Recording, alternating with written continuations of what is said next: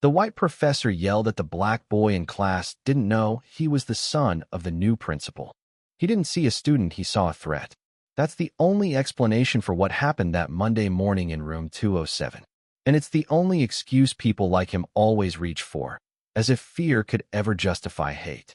Malcolm had barely stepped through the door when it started. His sneakers squeaked on the polished floor, too loud for the silence that hung over the honors English class. 23 heads turned. Most looked away after a second, but not Professor Harlan. The man's pale blue eyes pinned Malcolm like a bug under glass. "You're late," the professor snapped, his voice sharp and clean like broken glass. "I'm sorry, sir. My schedule said." "Don't argue with me," Harlan barked, slamming a thick novel down onto the lectern. "This is an advanced placement course. We don't have time for excuses." Malcolm stood still, backpack still slung over one shoulder, fingers clenched around the strap. He could feel the heat rising in his cheeks. He could feel the stares. He'd spent all weekend rehearsing what he'd say if anyone asked who he was. He hadn't rehearsed this. "Take your seat," Harlan spat, "and try not to disrupt the class again." The words lingered like smoke in the air. Malcolm moved quickly to an empty desk near the back. He sat, staring forward, eyes dry, jaw tight. Nobody said a word. Not a whisper. Not a chuckle. Until the bell rang, and even then, it was as if no one dared break the spell the professor had cast. After class, he didn't move. Not until everyone else had left and the hallway sounds took over. He waited until the room was empty except for him and the man who'd humiliated him in front of strangers. "You don't know who I am," Malcolm said, voice steady despite the fire inside. Professor Harlan looked up, mildly annoyed. "Should I? I'm Malcolm Carter. My father is Dr. Marcus Carter. He started today." Silence. Not the confused kind. The frozen kind. The kind that stops time. Harlan's mouth opened slightly. Closed. Opened again. "The new principal?" Malcolm nodded once. "Yes, sir." For the first time, the professor didn't have something ready. No retort. No command. Just a pause long enough for Malcolm to pick up his bag and walk out the door. The news traveled fast. The black boy Professor Harlan had dressed down in front of the entire AP class. That was the new principal's kid. It was as if someone had lit a match and tossed it into dry brush. By third period, the entire faculty knew. By lunch, students were whispering. Some laughed. Some didn't know what to think. But Malcolm wasn't laughing. Neither was his father. That evening, after the last teacher had gone home, Malcolm sat across from his father in the new office that still smelled like fresh paint and waxed wood. Dr. Carter listened without interrupting, his hands folded in front of him, his expression unreadable. "I didn't want to say anything," Malcolm said. "Not because of you. Just I didn't want people thinking I only got in because." "Because of me," his father finished. "I understand." But he didn't even let me explain. He looked at me and decided I was a problem. That's what gets me, Dad. He didn't see a student. He saw something else. Dr. Carter leaned back in his chair and sighed. "I know Harlan. Worked with him years ago. He was always prickly, arrogant, but smart. One of those old-school types who think they're immune to bias because they read Baldwin in grad school." Malcolm snorted. "I'll handle it," his father said. "But I need you to stay focused. Don't let this derail you. You're not here just because of me. You earned that spot in his class, and you're going to prove it." "I shouldn't have to," Malcolm muttered. But he nodded. The next morning, Harlan's class was different. For one, he was already in the room when the students arrived pacing. He didn't greet them, didn't glance up, just waited until the bell rang, then dove into a lecture on Heart of Darkness, of all things. He avoided looking at Malcolm the entire time, until the last 10 minutes. "Mr. Carter," he said abruptly, startling everyone. "Since you're here, perhaps you'd like to share your thoughts on the themes of imperialism in the novel." Malcolm stared. He hadn't raised his hand. "Sure," he said, slowly standing. "Conrad's portrayal of imperialism isn't just about the brutal colonization of Africa. It's also about how power corrupts people who think they're on the right side of civilization. The darkness isn't just in the jungle. It's in the men who claim to bring light." The silence afterward was different than yesterday. It wasn't fear. It was surprise. Professor Harlan blinked. "Well, that's a rather insightful observation." Malcolm didn't smile. He just sat down. But things didn't settle after that. 2 days later, someone slipped a note into Malcolm's locker. No name. Just 3 words. "Don't get comfortable." He didn't show it to his father.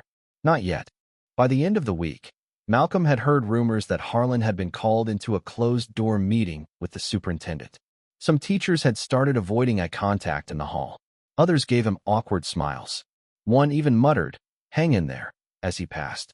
The school was shifting, and not everyone liked it. The flashpoint came the following Monday. Malcolm walked into Harlan's classroom and immediately knew something was off. The professor was seated, staring down at a sheet of paper.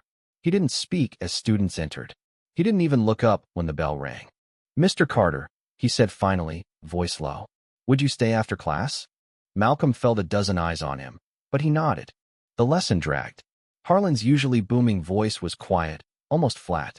No questions, no outbursts, just pages turning and pencil scratching. When the bell rang, Malcolm stayed seated. The others filed out, whispering. The door closed. "I owe you an apology," Professor Harlan said. Malcolm's eyes widened slightly. "You don't have to accept it," the man continued. "But I need to say it. I judged you the moment you walked through that door. Not because of your performance, not because of your attitude, but because of something I wish I could say I didn't see." Malcolm waited. "I thought I was past that. I told myself I was one of the good ones. I read the right books, voted the right way. But the truth is, I looked at your skin and made assumptions. Ugly ones. And that's on me." Silence. Malcolm swallowed. "Do you mean it? Or are you just afraid of losing your job?" The professor's shoulders stiffened. "Both," he admitted. "But fear didn't write this letter. Guilt did." He handed the paper to Malcolm. It was a formal letter of apology.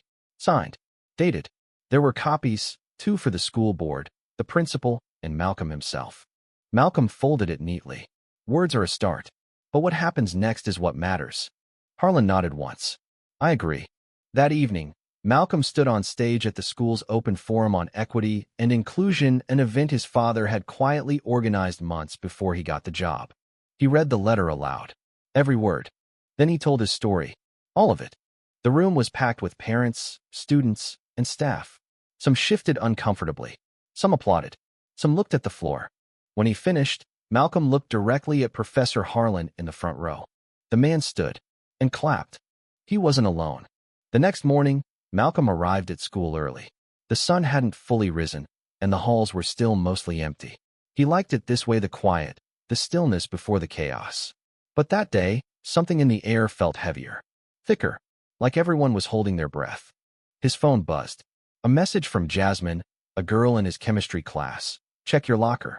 Someone's trying to start something." He hurried down the corridor. His locker was open. Someone had scrawled something across the inside with a black Sharpie. The letters were thick and jagged. The message unmistakable. Principal's pet. Malcolm stared at it, heart pounding. He looked around. No one. Just the flicker of fluorescent lights and the low hum of the vents. He pulled out his phone, snapped a photo, then slammed the locker shut. He didn't report it. Not yet. Instead, he went straight to class. In Harlan's room, the mood had shifted. Students eyed Malcolm as he walked in, but now there was caution in their stares. A few nodded. One guy, Tyler, even pulled out the chair next to him. "Yo," Tyler muttered, voice low. "You good?" Malcolm gave a short nod. "Yeah." Tyler hesitated. "You sure?" "Because people are talking." "They always talk," Malcolm said. "Let them." But the chatter didn't stay harmless. In the coming days, rumors spread that Malcolm was being used as a political pawn, that his father was cleaning house and trying to make examples out of long-standing staff. They called it a witch hunt. They said Harlan was the victim. One anonymous post on a student gossip page read, "How can we trust anything now? One mistake and your career's gone. That new kid's father is trying to make this school into a social justice project. What about the teachers who've actually earned respect?" The comments underneath were even worse. Malcolm didn't respond. He didn't post. He didn't defend himself. He just listened and watched, because he knew what came next. At the staff meeting that Friday, Dr. Carter stood at the front of the faculty lounge, surrounded by rows of teachers sitting stiff-backed in plastic chairs. Some nodded politely. Others refused to look at him. "I understand the past week has been difficult," he began. "I want to be clear, this school is not under attack. No one is being hunted. What is happening is reflection. What is not welcome is fear-based rhetoric, or the kind of whisper campaign that makes our students feel unsafe." Someone in the back snorted. Dr. Carter paused, eyes scanning the room. If you feel that accountability is an attack, then you may need to examine what part of your professional conduct is under threat. A woman raised her hand. Miss Kent, the history teacher. With all due respect, Principal Carter, some of us feel like we're walking on eggshells. We're not trained psychologists. We're educators. We're doing our best. And I appreciate that, he said calmly. But intent doesn't erase impact. A child humiliated in front of their peers doesn't forget that. We're shaping more than minds here, we're shaping character, both theirs and our own. Silence. Dr. Carter continued. Every teacher in this building will be required to complete implicit bias training this semester, starting next week. The groans were audible. A few teachers exchanged glances. He didn't flinch. Change is uncomfortable, he said, but it is also overdue. That weekend, Malcolm didn't leave the house. He sat on the porch, headphones on, staring at nothing. Inside, his father made calls, wrote emails, drafted policy memos. Outside, Malcolm tried to make sense of how the world could spin this hard and still pretend it was standing still. Jasmine stopped by Sunday evening. She brought her camera, an old Canon she swore gave her truthier shots than her phone. I'm doing a photo series, she said. Faces of Change. I want you to be in it. Malcolm raised an eyebrow. Me? You? The speech? The forums? The look on Harlan's face. It's art. Your art. He rolled his eyes, but smiled. She lifted the camera. Don't smile. Look pissed. Easy.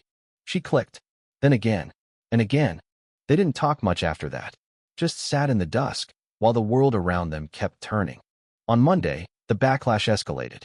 Harlan's supporters had found their voice. A group of students wore paper pins reading, I stand with Harlan. At lunch, someone had replaced the daily announcement audio with a looped soundbite from Malcolm's speech, only they'd edited it. Twisted his words. Made it sound like he'd accused everyone of racism. By seventh period, Malcolm was called into the office. His father wasn't there. Vice Principal Green was. She folded her hands on the desk. There's concern that your presence in the classroom is becoming disruptive. Malcolm stared. My presence? Yes, given the online posts. The escalating tension. I didn't start any of that. I'm aware.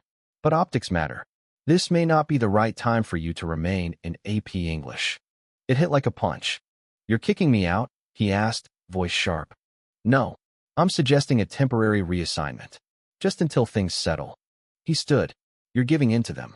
To the noise. That's all this is. I'm trying to protect you. No, you're protecting the wrong people. He walked out. That night, he told his father everything. Dr. Carter listened in silence. When Malcolm finished, his father said nothing for a long moment. Then, you don't have to stay in that class. I'll support whatever choice you make. I'm not leaving, Malcolm said. That's what they want. His father gave a tired nod. Then I'll make sure they don't get it. The next day, Professor Harlan made an announcement. He stood in front of the class, holding a stack of printed essays. Before we begin, he said, I'd like to clarify something. The room quieted. I've been asked whether I feel targeted, whether I think recent events have created an unfair atmosphere for educators like myself. He paused. I don't. Gasps. A few murmurs. In fact, he continued, I believe what we're experiencing is the painful but necessary process of growth. I've spent the last few days thinking about what it means to be a teacher and what it means to be a student. Mr. Carter reminded me of both. He looked at Malcolm, directly. And I will say this, on the record, I was wrong. He had every right to speak out, and every right to stay in this classroom. For once, the silence was warm. Then Harlan added, also, he had one of the best essays on Heart of Darkness I've read in 5 years. That doesn't hurt either. Laughter broke the tension. Even Malcolm smiled. But outside the classroom, tension still simmered. The district had received anonymous complaints. Parents had begun calling the school. Some questioned whether Dr. Carter was pushing an agenda. Others demanded that Malcolm be removed from sensitive classes. Then came the school board meeting. That night, the auditorium overflowed. Parents packed the seats. Reporters lined the back wall. The local news had picked up the story. New principal faces backlash after teacher accused of racial bias. It was sanitized. Safe. But the undercurrent was there. Dr. Carter stood at the podium. Alone. He began, calm and measured. I didn't come to this school to start fires. I came here to build bridges. To raise the bar. to create a place where all students, no matter their background, feel seen, respected, and protected. Some applause, some crossed arms. But when my son was publicly humiliated in class, I didn't ask for special treatment. I asked for accountability. And when he was targeted for speaking the truth, I didn't ask for silence. I asked for conversation.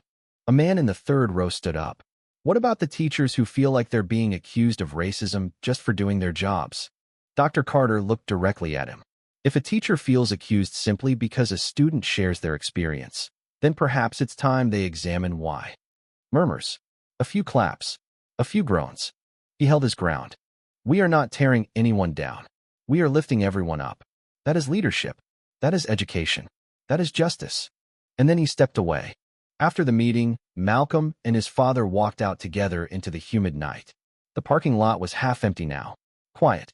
That was intense, Malcolm said. Dr. Carter nodded. Yeah. Do you think it's enough? No, his father said. But it's a start. Malcolm looked up at the stars. Feels like we're pushing a boulder uphill. We are, his father said. But every time it rolls back a little, we push again. They walked in silence, shoulder to shoulder, and neither of them looked back. The following week brought rain. It wasn't just a drizzle, it was the kind of downpour that turned gutters into rivers and made every hallway smell like wet sneakers and teenage sweat. The building seemed to echo louder, carry tension sharper. But Malcolm walked in with his head high, because something had shifted. It wasn't loud. It wasn't sudden. But after the board meeting, eyes had begun to change. Where there had once been suspicion or dismissal, now there was recognition. A few handshakes. A quiet thank you from a sophomore he didn't even know. The difference was subtle but real. And so was the resistance. That morning, flyers appeared all over campus. No politics in the classroom. The words were bold, underlined in red. No author. No group name. Just tape and paper and rage pretending to be neutrality. Someone had placed them on lockers, bathroom walls, even slipped them between pages of library books. Malcolm peeled one off his locker and crumpled it slowly. He knew who was behind it. Not by name, but by smell. That old, stale scent of not everything has to be about race, disguised as fairness. By lunch, a small crowd had gathered in the quad. 2 seniors, both members of the debate team, stood on benches, shouting about freedom of expression and overcorrection. Malcolm didn't take the bait, but Jasmine did. She stepped between them, camera slung around her neck, voice clear. You want freedom of speech? Then let us speak. You don't get to decide which pain is too loud or which truth is too uncomfortable. A few people clapped. A few booed. Jasmine turned to the crowd. Ask yourselves, if this were your story, your father, your name, your skin, would you want silence? No one answered. Because they knew. That night, Malcolm sat with his laptop open, staring at a blank Google document. He had been begged, actually to write a piece for the school paper. A reflection. A response. A truth. He didn't want to. He wanted the story to be over. But he also knew silence wasn't peace. Silence was just fear with better lighting. So he started typing. What they didn't see. They didn't see how my hands shook when I walked into class for the first time. They didn't see how I practiced how to pronounce yes, sir, in 3 different tones, trying to guess which one wouldn't sound like attitude. They didn't see how every desk felt like a test. They didn't see me. They saw a challenge. A problem. A headline waiting to happen. And when I spoke, when I pushed back, they didn't hear a student. They heard a threat. But I'm not here to threaten. I'm here to learn. I'm not here to tear anyone down. I'm here because I believe in rising. And I won't apologize for asking the world to rise with me. Malcolm Carter. He hit send. And waited. By Tuesday morning, the piece had gone viral, at least by school standards. It was shared across group chats, posted on class Instagrams, even quoted by the district's official social media. Several teachers printed it and taped it to their doors. Others didn't. Miss Kent was one of the first to speak. In second period history, she paused the lesson midway through and held up a printed copy of Malcolm's article. I want us to read this, she said, and I want us to talk about what it means. Not just for Malcolm, but for all of us. No one spoke for a moment. Then a girl raised her hand. I didn't know he felt that way. I mean, I guess I never asked. Another student chimed in. I think we're so used to pretending school is neutral. But it's not. It never has been. Malcolm, sitting in the middle of the class, felt exposed. But he also felt seen. After class, Miss Ken approached him quietly.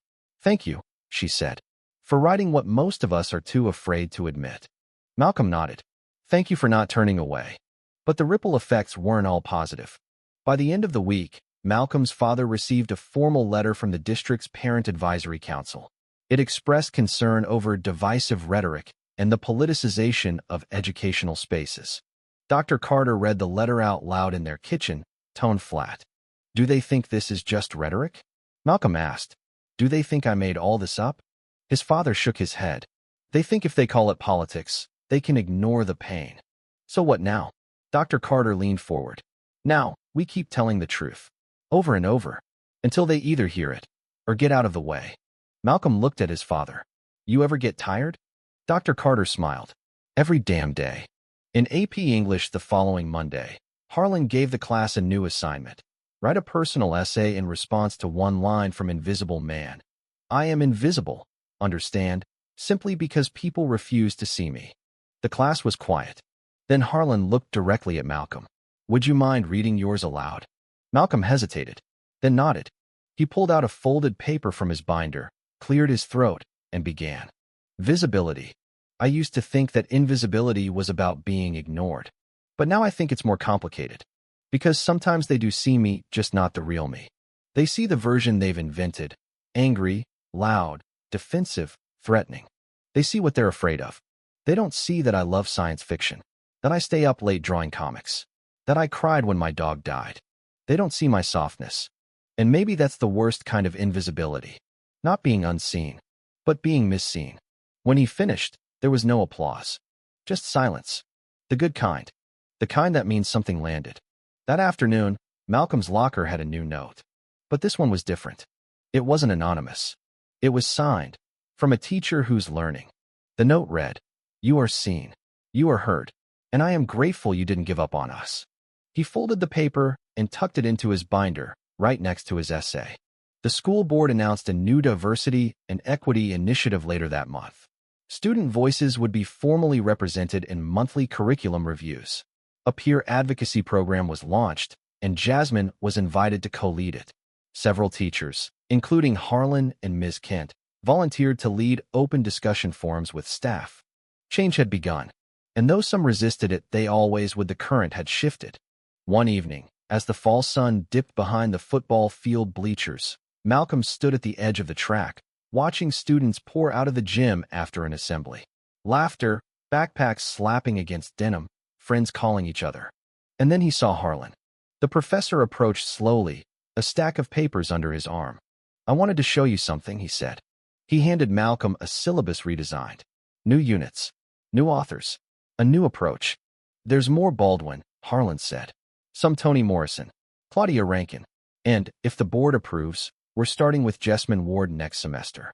Malcolm raised an eyebrow. "You're changing the whole curriculum?" "I'm trying," Harlan said. "It's not about guilt. It's about responsibility." Malcolm nodded. "That's unexpected." Harlan smiled, faintly. "Growth usually is."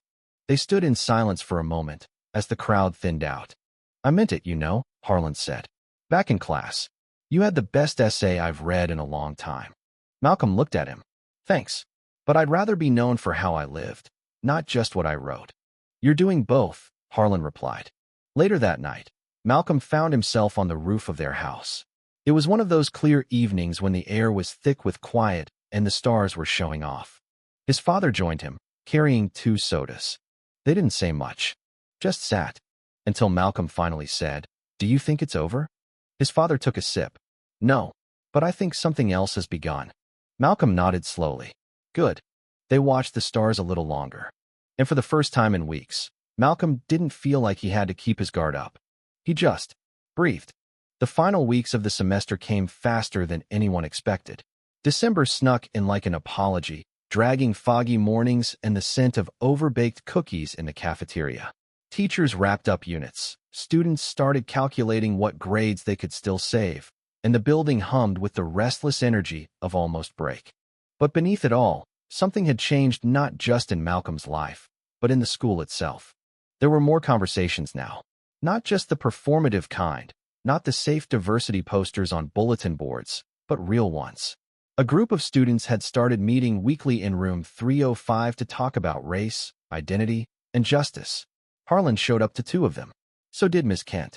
A few others followed. People were listening. Not all, but enough. Malcolm wasn't trying to be the face of a movement. He never asked for a platform. But the more he spoke, the more he realized that silence would never protect him, that staying small had never kept anyone safe. So he kept showing up. To the meetings. To class. To every uncomfortable moment that required him to take a deep breath and tell the truth anyway. One morning, in mid-December, Dr. Carter called a last-minute assembly. Rumors spread fast that someone had been fired, that another protest was coming, that Malcolm was transferring. None of it was true. The gym was packed. Malcolm sat on the front bleacher, Jasmine beside him, camera in her lap. Dr. Carter took the mic. This year has brought challenges, and it's brought change. Some of it uncomfortable, some of it overdue. But through it all, we've seen students and teachers rise to meet the moment. He looked directly at Malcolm. Tonight, I want to recognize a student who didn't ask to lead, but chose to anyway. Someone who could have kept quiet, who could have walked away. Instead, he chose courage. He chose to speak. And by doing so, he reminded all of us what education is really for. A pause. Then, Malcolm Carter, please come forward. Applause thundered. Real applause. Not the kind people give out of politeness, but the kind that starts in the gut and escapes before you even know why you're clapping.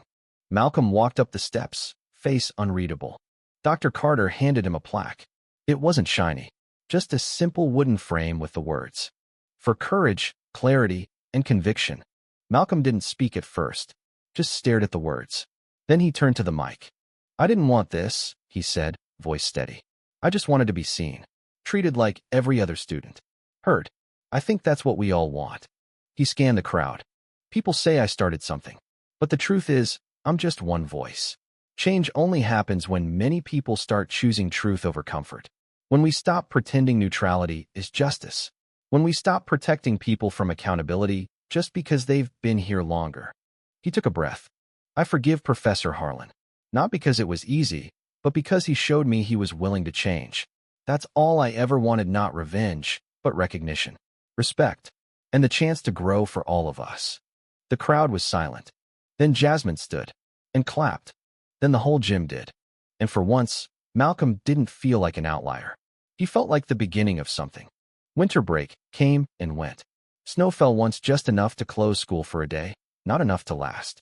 Malcolm spent the holiday with family, and even though the world outside was still loud, the house was warm. Safe. On the first day back, he noticed something on the front office bulletin board, a new initiative. Student Advisory Council for Equity and Culture. Malcolm's name was listed as chair, Jasmine as co-chair. It hadn't been his idea, but maybe it was time to own the momentum. In English class, the spring unit focused on modern American voices.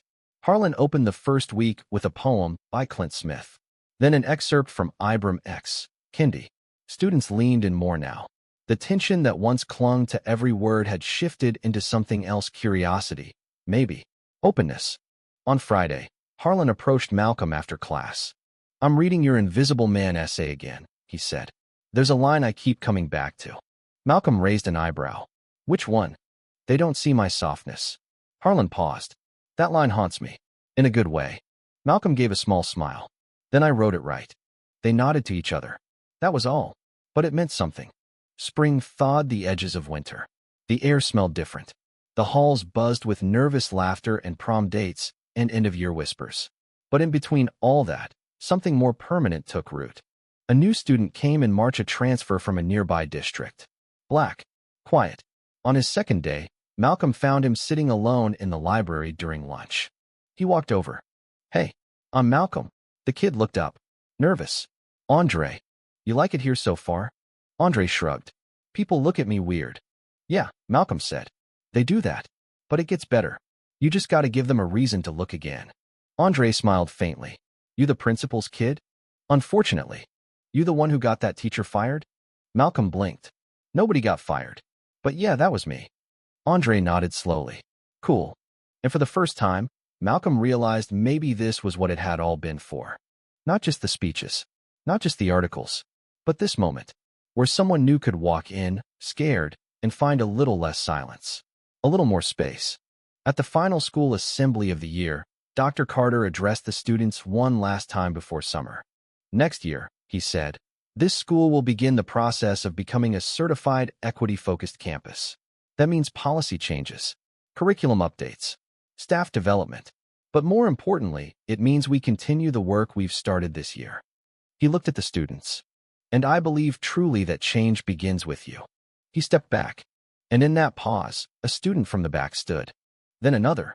And another. Until the whole student body was standing. No one told them to. No one asked. But somehow they knew. After the ceremony, Malcolm sat on the front steps of the school, watching the crowd disperse. Jasmine sat beside him, camera tucked in her bag. You ready for summer? She asked. He nodded. Yeah, I think I need it. You going to miss it here? Malcolm thought for a second. No, he said honestly. But I think I'm going to be proud of what we left behind. She smiled. You should be. He looked back at the school. At the windows. The flag. The cracked sidewalk. The memories that haunted and healed in equal measure. And then he stood. Because it was time. Because the story wasn't over. Because he was no longer invisible. He was seen, heard, known, and finally understood. The end. Thank you for listening. If you find it interesting, please like and subscribe to follow the next stories.